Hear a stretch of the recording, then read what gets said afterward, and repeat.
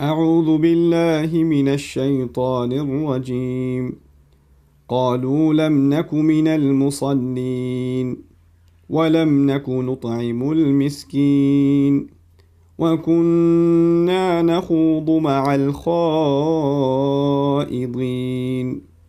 وكنا نكذب بيوم الدين حتى أتانا اليقين رب اشرح لي صدري ويسر لي أمري واحلل عقدة من لساني يفقه قولي فالحمد لله والصلاة والسلام على رسول الله وعلى آله وصحبه أجمعين ثم ما بعد السلام عليكم ورحمة الله وبركاته. Today I want to share with you a very brief but a very powerful, I feel, set of ayat that communicate a message that gets so often overlooked. Allah Azza wa Jal describes people in Jannah first that are having a conversation with each other and they're wondering, what do you think happened to the people in Jahannam? And then immediately the scene switches over to the people in Jahannam, and as they're being thrown in, they're being asked, Ma salakakum fi saqar? What led you to this place? Oh my God, why were you so unintelligent? How could you have made the decisions in your life that got you here? And so they respond, they look back at their life and they realize what were the main things that got us into hellfire. And they kind of grudgingly and sadly, looking back in a state of sadness and regret, they iterate those crimes, those major crimes. And they're captured so beautifully in these passages. First, they say, قَالُوا لَمْ نَكُ مِنَ الْمُصَلِّينَ. We were never going to be the ones who prayed. This is different from saying lam nusalli, we didn't pray. Lam naku minal musallin. We would never be from those who pray. In other words, we wouldn't want anything to do with them. We didn't want to be around them. You would never look at us and say, this guy's going to pray. No way, man. Prayer? What a dumb idea. I'm not going to do that. They were above it.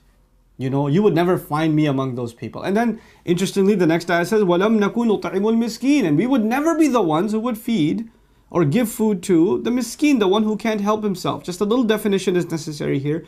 Al-miskin in Arabic comes from two roots that are fused together, some argue, like Ibn al-Faris argues.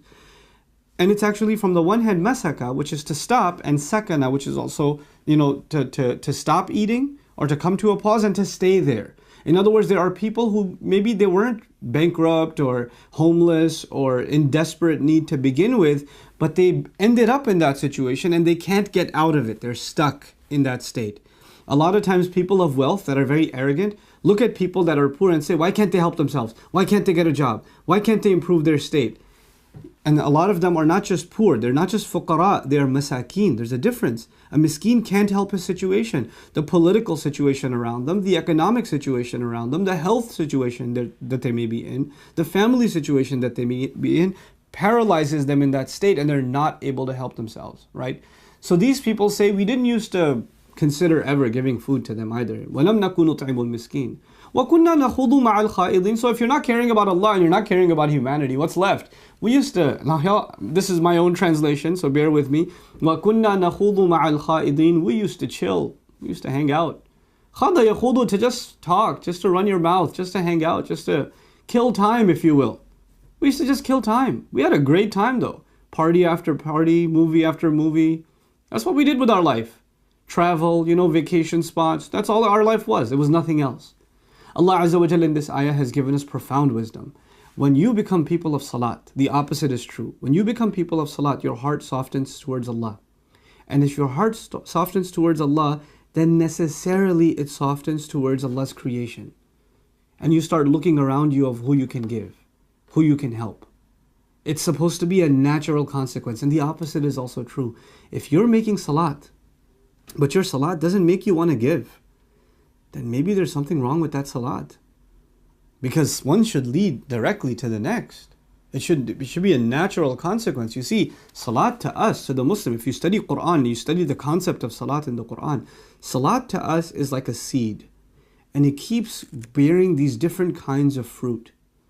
So many different things come out of salat. And one of the fruits of salat is mentioned in this ayah.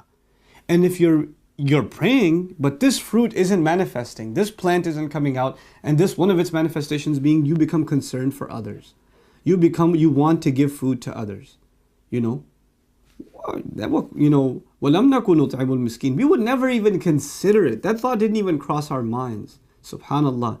There are people who assume, unfortunately, that they're people of Allah only by doing one thing or doing another thing. Okay, I'm going to make salat, I'm going to make really, really good salat, then I'm going to recite some Quran, then I'm going to study some ilm, then I'm going to do this, and they have a list of things they're going to do. But you know that list comes from Allah.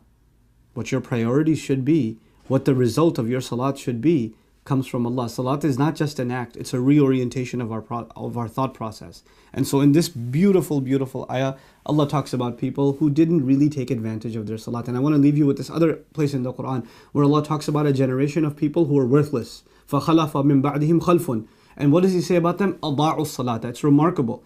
He says about them, they wasted the prayer. He didn't say تَرَكُوا الصَّلَاةِ. They abandoned the prayer.